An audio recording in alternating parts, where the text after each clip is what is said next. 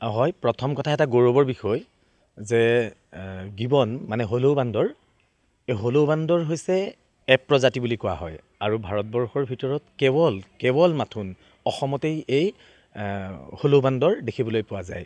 আৰু এই হলৌ বান্দৰ নামত এখন আমাৰ অভয়াৰণ্য আছে যোৰহাটত, গিবন চেঞ্চুৰী। সেই গিবন চেঞ্চুৰীক বাদ দিও কিন্তু আটাইতকৈ গৌৰৱৰ বিষয় যে আমাৰ কাজিৰঙা ৰাষ্ট্ৰীয় উদ্যানতো আমি হলৌ বান্দৰ আমি দেখা পাওঁ।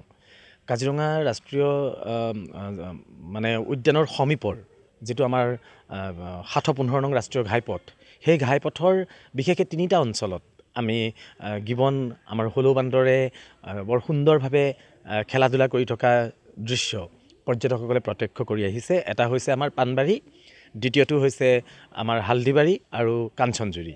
এই তিনিওটা অঞ্চলতেই আচলতে হলৌ বান্দৰৰ উপস্থিতি খুব সুলভ আৰু সততে আচলতে হলৌ বান্দৰ যিহেতু বাকী বান্দৰ প্ৰজাতিৰ ভিতৰত মানে যেনেকৈ কাজিৰঙাত কেইবাটাও প্ৰজাতিৰ কাৰণ আমি এটা কথা জানো যে আমি এইখিনিক প্ৰাইমেটছ বুলি কোৱা হয় আৰু সেই প্ৰাইমেটছৰ কাজিৰঙাত কেইবাটাও প্ৰজাতি আছে, কিন্তু হলৌ বান্দৰ আটাইতকৈ আচলতে সিহঁতৰ যি ক্ৰিয়াকলাপ আৰু সিহঁতৰ নেজডাল অতি চুটি হোৱাৰ বাবেই পৰ্যটকৰ বিশেষ আকৰ্ষণৰ কেন্দ্ৰবিন্দু হৈ পৰে।